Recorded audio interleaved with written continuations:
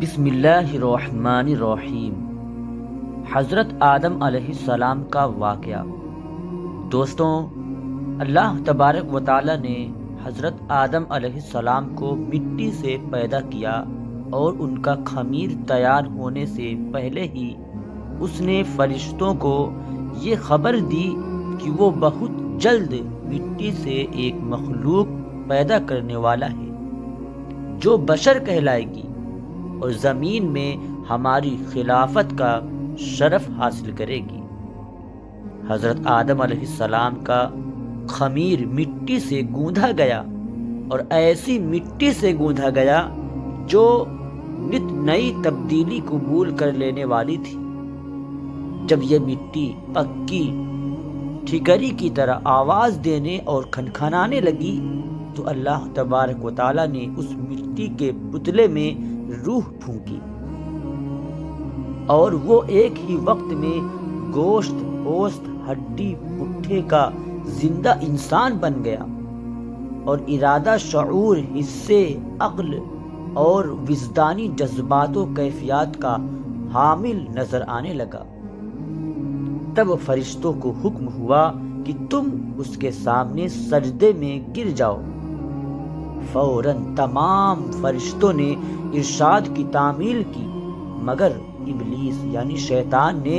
گھمنڈ اور سرکشی کے ساتھ صاف انکار کر دیا۔ اللہ تبارک و تعالی اگرچہ غیب کا علم رکھنے والا اور دلوں کے بھیدوں تک کو جاننے والا ہے اور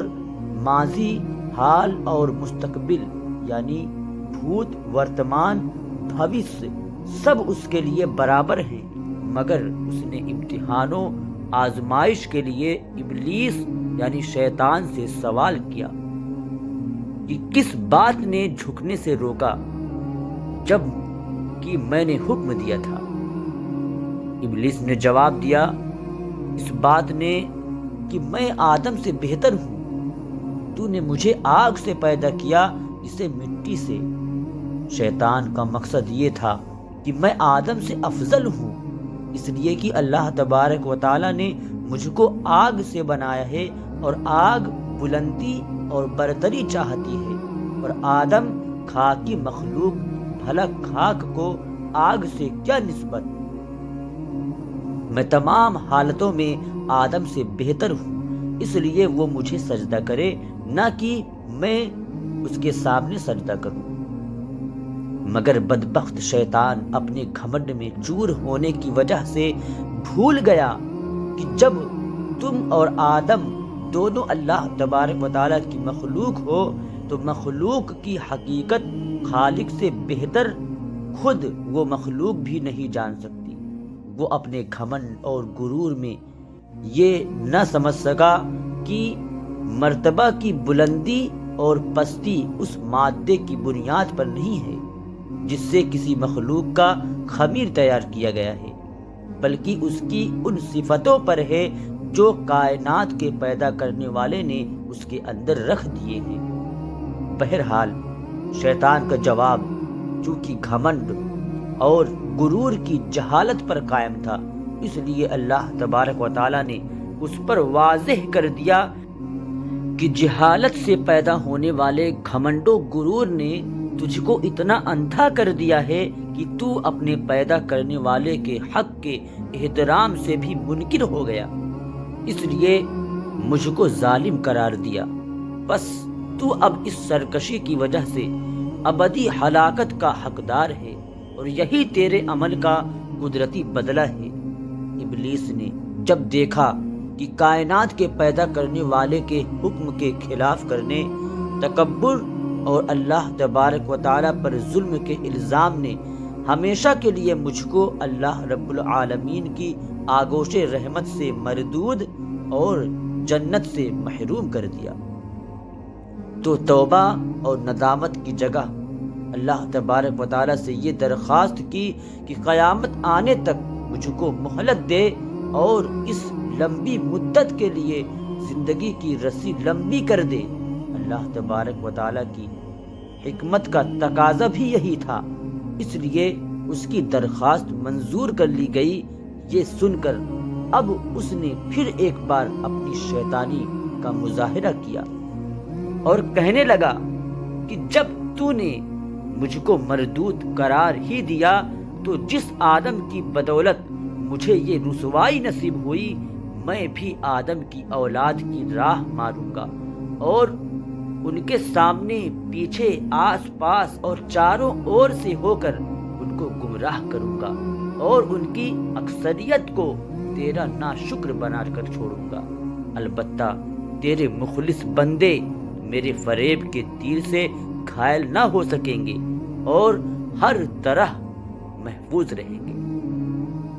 اللہ تبارک و تعالیٰ نے فرمایا، ہم کو اس کی کیا پرواہ، ہماری فطرت کا قانون مکافات عمل اور پاداش عمل اٹل قانون ہے، بس جو جیسا کرے گا ویسا بھرے گا، اور جو بنی آدم مجھ سے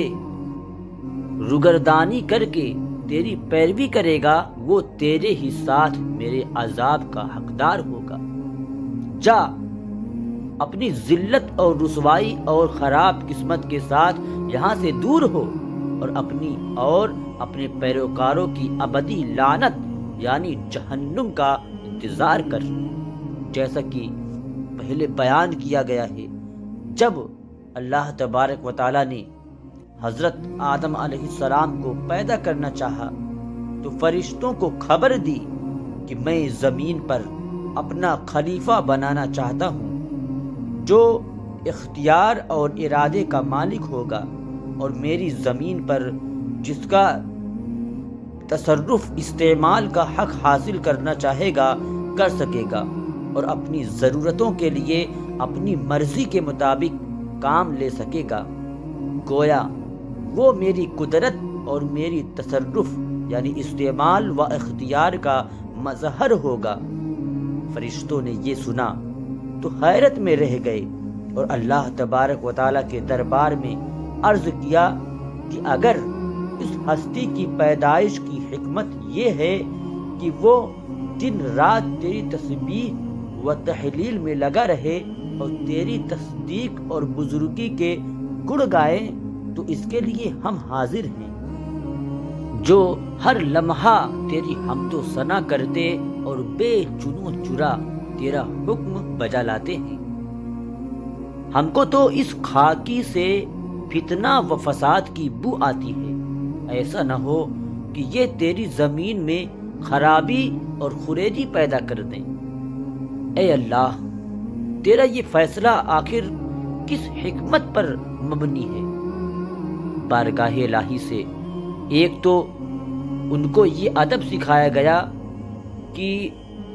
مخلوق کو خالق کے معاملوں میں جلد بازی سے کام نہ لینا چاہیے اور ان کی جانب سے حقیقت حال کے ظاہر ہونے سے پہلے ہی شک و شبہ کو سامنے نہ لانا چاہیے، اور وہ بھی کہ اس طرح کی اس میں اپنی برتری اور بڑائی کا پہلو نکالتا ہو۔ کائنات کا پیدا کرنے والا ان حقیقتوں کو جانتا ہے جن کو تم نہیں جانتے، اور اس کے علم میں وہ سب کچھ ہے جو تم نہیں جانتے۔ اس جگہ فرشتوں کا سوال اس لیے نہ تھا کہ وہ اللہ تبارک و تعالیٰ سے مناظرہ یا اس کے فیصلے کے متعلق مشگافی کریں، بلکہ وہ آدم علیہ السلام کی پیدائش کا سبب معلوم کرنا چاہتے تھے، اور یہ کہ اس کو خلیفہ بنانے میں کیا حکمت ہے۔ ان کی خواہش تھی کہ اس حکمت کا راز ان پر بھی واضح ہو جائے، اس لیے ان کے درز ادا اور مقصد کی تعبیر میں کوتاہی پر تنبیہ کے بعد اللہ تبارک و تعالیٰ نے یہ پسند فرمایا کہ ان کے اس سوال کا جواب جو ظاہر میں حضرت آدم علیہ السلام کی تحقیر پر مبنی ہے، عمل و فعل کے ذریعے اس طرح دیا جائے کہ ان کو اپنے آپ آدمی کی برتری اور اللہ تبارک و تعالیٰ کی حکمت کی بلندی اور اونچائی کو نہ صرف ماننا پڑے بلکہ اپنی درماندگی اور عز کا بھی بدیہی طور پر مشاہدہ ہو جائے۔ اس لیے حضرت آدم علیہ السلام کو اپنی سب سے بڑی مرتبے والی صفت یعنی علم سے نوازا اور ان کو چیزوں کا علم عطا فرمایا، اور پھر فرشتوں کے سامنے پیش کر کے ارشاد فرمایا کہ تم ان چیزوں کے بارے میں کیا علم رکھتے ہو؟ ان کے پاس علم نہ تھا، کیا جواب دیتے؟ مگر اللہ تبارک و تعالی سے قرب رکھتے تھے۔ سمجھ گئے کہ ہمارا امتحان مقصود نہیں ہے، کیونکہ اس سے پہلے ہم کو اس کا علم ہی کب دیا گیا ہے کہ آزمائش کی جاتی، بلکہ یہ تنبیہ مقصود ہے کہ زمینی خلافت کا مدار تسبیح و تحلیل کی کثرت اور تقدیس و تمجید پر نہیں، بلکہ علم نامی صفت پر ہے۔ اس لیے کہ ارادہ اور اختیار، قدرت و تصرف اور قدرت کا اختیار علم کی زمینی صفت کے بغیر ناممکن ہے۔ بس جبکہ حضرت آدم علیہ السلام کو اللہ تبارک و تعالیٰ نے اپنے علم کی صفت کا مظہر بنایا ہے تو بے شک وہی عرضی خلافت کا حقدار ہے۔ گویا حضرت آدم علیہ السلام کو علم کی صفت سے اس طرح نوازا گیا کہ فرشتوں کے لیے بھی ان کی برتری اور خلافت کے حق کے اقرار کے علاوہ کوئی راستہ نہ رہا، اور یہ ماننا پڑا کہ بے شک یہ صرف حضرت انسان کے لیے موضوع تھا کہ وہ زمین پر خلیفہ بنے اور ان تمام حقائق، معارف اور علوم و فنون سے واقف ہو کر نیابتوں الہی کا صحیح حق ادا کرے۔ دوستوں، اگر ویڈیو اچھی لگی ہو تو ایک لائک اور اسے زیادہ سے زیادہ شیئر کریں، اور مزید ایسے ہی ویڈیوز دیکھنے کے لیے ہمارے چینل کو سبسکرائب کر دیں۔ شکریہ، خدا حافظ، السلام علیکم ورحمۃ اللہ تعالی وبرکاتہ۔